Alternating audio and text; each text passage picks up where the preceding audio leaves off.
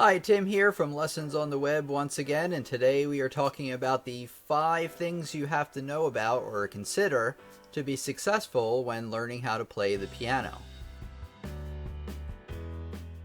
Okay, jumping right into the guide here, the very first thing, the very first element of success here is perseverance. That is number one.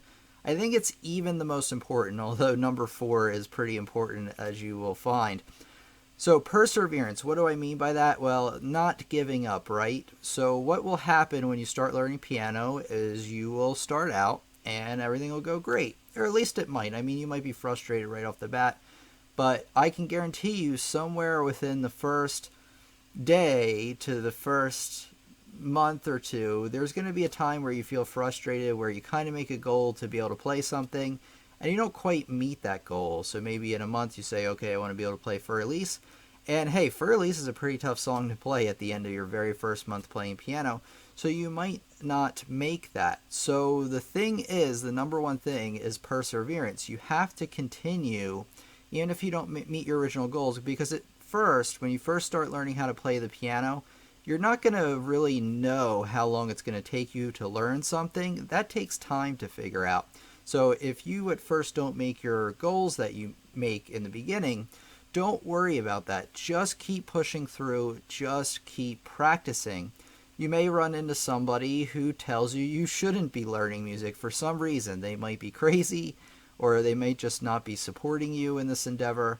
And don't worry about that either. Just persevere.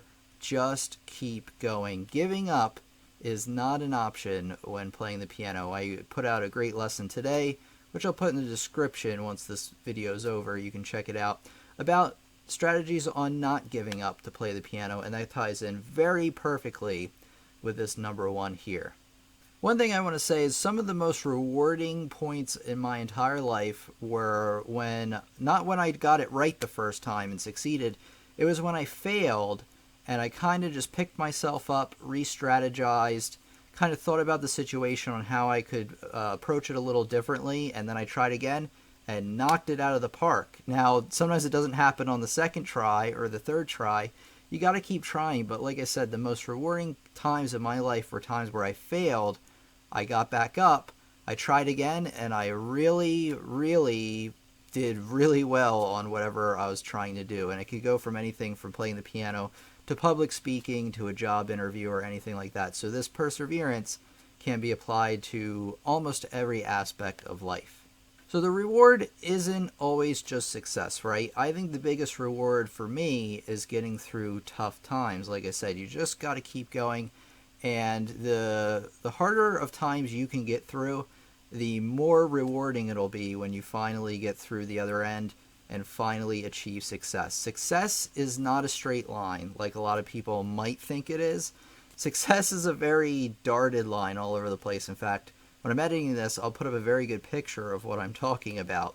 So the key is perseverance. If you can persevere, you can make it through all the tangles and all the ways the path of success may divert you on. So just keep going at it. So you want to try again. I want to tell you a story in that when I was going to college for music, Westchester University School of Music, there was a course called ARLS 2. And I failed, I'm serious about this, I failed ARLS 2 like 3 or 4 times. I think it was maybe 4 times. You're only allowed to fail a single class 5 times. I only had one more try to do it, but I stuck with it. On that last try, I finally got a B in the course, enough to pass. Actually, you had to get above a C+, I think, to move beyond that course. That's why it was so hard to pass, because it wasn't just getting above an F.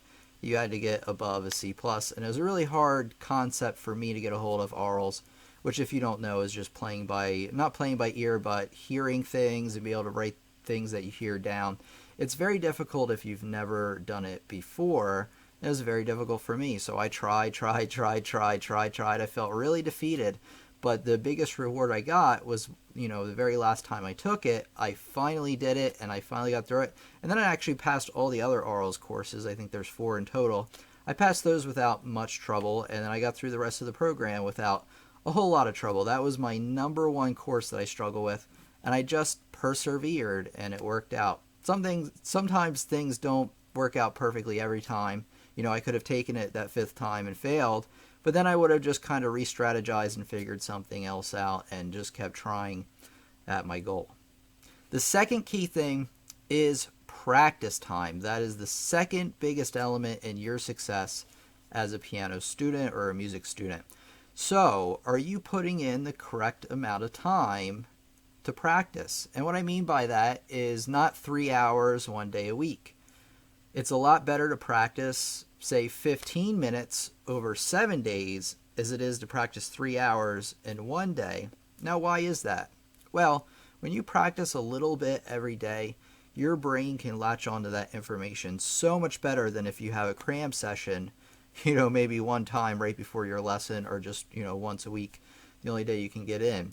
Now, realistically, you're not going to be able to practice every single day of your life. Or you may even, have a full-time job, run a business or something like that, and only have 3 days a week to practice. Well, that's okay. So long as you stick to those 3 days, those 5 days, those 7 days, as close to 7 days as possible is by far the best. The more of a regular schedule you can keep, the more higher of a level of success you can achieve, and more likely by far it'll be that you'll be successful. So no matter, you want to come up with a practice time that fits your life and your schedule. If you can only practice 3 days a week, it doesn't mean you can't learn piano. It just means you only have 3 days a week to practice. But you want to be consistent about it. Or if you have all 7 days to practice, you want to be consistent about it and practice. Is to start out especially at the same time every day. Treat it like brushing your teeth. Treat it like taking a shower. Treat it like going to work or school, where you will actually get in trouble if you don't do it. So fit it in. Don't make any excuses. Maybe if you're real sick or you're taking care of somebody or something else that day, that's fine. Like I said, realistically, things come up in our life. But you really, over a long period of time, want to be consistent about your practice. You want to put in time as close to 7 days a week as you can, but realistically as many days a week as you can. What you don't want is to go weeks or months without practicing and then picking it up for a while and then letting it go and then picking it up. You'll make a little bit of progress like that, but your overall success in the long run will be greatly diminished. So make sure to find that regular practice time and fit it in. Number 3 is an important one, right? And that is you need a learning resource. What do I mean by this? Well, a learning resource can be a lot of things. It can be a teacher, right? It's great to have a teacher if you can afford a private one, one-on-one, or if you have a teacher at school that can teach you music. Hey, that's great. Those are both, well, it's really one thing. Those teachers are a great learning resource. What if you can't find a private lessons teacher? Well, you're on the right YouTube channel for that, right? So you can get on YouTube, look up some videos, maybe take an online course, maybe, get a Skype lesson in with a certain teacher, or a 10-day live stream. Those are all learning resources as well, or even reading a website or signing up for a website. Those are all learning resources as well. There's a lot of free stuff out there online. Some of the stuff you pay for is worth the money, but it really depends on what your goals are and what the resource is, right? So another great resource are books. You can get a lesson book like Alfred's Adult Series. I'll put it in the description. Or some other great piano series are like Faber's Piano Adventures, although they're more towards kids and young adults. There's some great songs in there, though. So you might want to go that route no matter what. And then there's like John Thompson series. There's a bunch of others. So if you can think of a great piano lesson series that you love, or that that is good, put it down in the comments. I would really like to hear about it so we can share it all together and, get the most out of this experience as a community. You also want to get a book about scales and arpeggios. Also, all this stuff, once you're done with the lesson, go to the description and all these resources will be there for you. You want a book of scales and arpeggios, and you want to go through these. You may want to practice and learn one scale a week until you learn them all, and one arpeggio a week until you learn them all. And really, this will help you develop dexterity and develop hand position and all that stuff. So even though a lesson book's great, a teacher's great, You want to practice what we call like the rudimentary kind of things. They are not the most exciting things to practice. Some people like practicing scales. I've met a few, but most people do not. And in fact, most people shy away from them. Do not shy away from scales. And you also probably want to find like an exercise book, like hand and exercises. You can find those online. Again, I'll include that in the information in the description. And Czerny, you want to get a Czerny book as well, if possible. But you at least want one primary resource to learn. You want one of those, and then you want, maybe like a scale book or something like that to give you a little more practice. The number 4 important thing, believe it or not, you ready for it? Drum roll, is an instrument. You need an instrument. So whether you're playing piano or trumpet or xylophone or guitar, bass guitar, or any of those, you need an instrument, right? So I'm going to talk about it in terms of piano, but I do know that if you go on Amazon or eBay, you can pick up a guitar for relatively cheap, a beginner's guitar, but we're going to talk about piano. So for piano, for my suggestions for you, is to get a piano with at least 61 keys. As close to 88 keys as you possibly can get, the better. Now, there's a bunch of options when talking about pianos. You can talk about a real acoustical piano, and those sound great. The downsides to that is that those need to be tuned every so often. The other downside is that they're even uprights or grand pianos, they're very big. You need a lot of space to put them, and you probably are going to need somebody to help you move a piano into your home or your apartment or wherever you may live. And it's just not as practical as the next option, which is to get a keyboard or digital piano. Now, there's a kind of a difference. A digital stage piano or a digital piano is more of a professional piano, right, or a keyboard. It usually has weighted keys. The keys usually feel real nice. These are usually the more expensive ones, and they are pretty good even for practicing. I have one here. I have a Roland RD700 SX. I got it 12 years ago. Still works really great. So when you buy one of these, for the most part, like if you buy a Roland or one of the higher end ones, they will last you a long time, especially if you get the 88 keys. Like I said, though, they're more expensive. Something you might want to consider if you don't have enough money or as much money is a regular keyboard, right? So even if you get a regular keyboard, which are like the kind of mid to lower level ones, you want to make sure it has weighted keys. That's probably the most important thing. There's a bunch of Yamahas with weighted keys, and those work out just great. Even if they're not 88 keys, if you can get like a 76 key, that'd be wonderful. But like I said, a minimum of like 61 keys. If you have a few less than that, I guess you could manage as a beginner. But you really want to shoot for as close to 88 keys as possible. So what kind of instrument or piano are you playing on? Feel free to share with us in the comments, because I would really love to know. And that way we can kind of get an idea on what good instruments are out there, right? I'm sure there's a lot of people watching this right now from home or school or wherever you may be watching, thinking, I really need a piano and I don't know which ones are good. Or if you have a question about whether the piano you have your eye on is any good, let me know, and I can take a quick look at for you and just kind of give you, maybe some of the ups and downs, the positives and negatives of the instrument that you choose. So feel free to leave that in the comments. I would love to hear from you.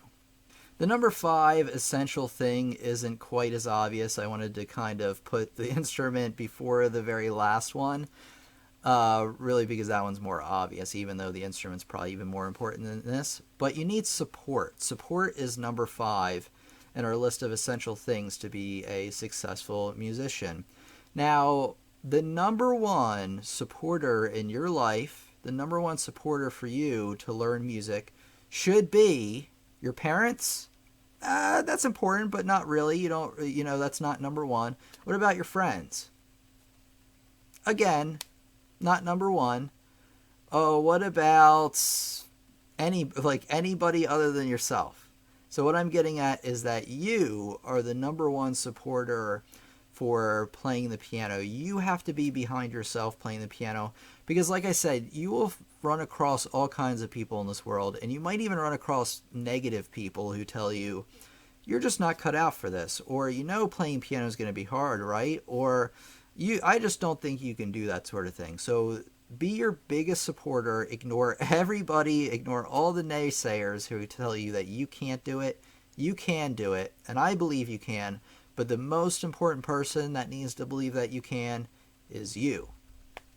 Now, moving on from that, some other important areas of support where you can draw support from. By the way, what I mean by support is really just encouragement or good vibes, I guess, as some people say. So some other people you can get support from are your parents, are your friends, are your teachers. Teachers are a really good support system. I mean, if there's a music teacher that doesn't support you playing music, you need to fire them. or you need to find a new music teacher, because the number one teacher's goal, really, hopefully, I would think, is to inspire others so that they can continue learning both with other teachers and on their own. So if you run into a teacher that does not support you, you probably want to find a new one. And again, online is a great place for support. There are subreddits. If you don't know about Reddit, it's like an article website that you share content on, and you can go through and leave comments for each other. Say, get on there. There's a subreddit called Learn Music. You go there and you can say, hey, I'm having a little bit of trouble learning this or learning that, and there will be a bunch of people there to help you. You can also find forums online. There's a forum called pianoworld.com and on other websites where you can go in and ask questions or ask for support, and people will encourage you. At least hopefully they will. We all know there's different kinds of people here on the internet. But the internet is another great place to get some support from, especially if you don't get it from those very close around you. But remember, who's the number one supporter? Who has to be number one behind you? That's you. Remember that. If you can keep that in mind, you can succeed no matter what other people tell you, or you will be able to achieve some level of success. Not all of us, myself included, are not made out to be world-class pianists playing in Carnegie Hall or something like that. Now, if I had 1,000,000 hours a day to practice for that, maybe I could do it. But I think my life and the way I do things is more geared towards teaching. So I have achieved success in playing the piano, but I'm not like the most proficient person, the most masterful at playing piano. I'm very good, I would say, but you don't have to be the best in the world, but if you believe in yourself, you can achieve the level of success that you want, as long as it's fairly reasonable. Okay, quiz time. Are you ready? So the only question I have for you today are list the 5 things you have to know about to be successful when playing the piano. So how'd you do? Were you able to list all 5? If you're able to list all 5 and you understand what they're all about, then you understand the lesson completely and you're good to go. If not, go back and watch the lesson again to catch up on maybe some of the parts you may have missed. So thank you so much for watching this lesson. If you like more of these lessons, then you really should subscribe, because there's new lessons coming out every Friday at 2 p.m. Eastern Standard Time. And you really should watch this video here on how not to give up on playing the piano. Also, really important advice for you to be successful at playing the piano, and that's what it's all about. So it has been Tim from Lessons on the Web, and remember that our goal, or my goal really, is to help you achieve your dream learning how to play the piano and music. So thank you very much, and have a great day.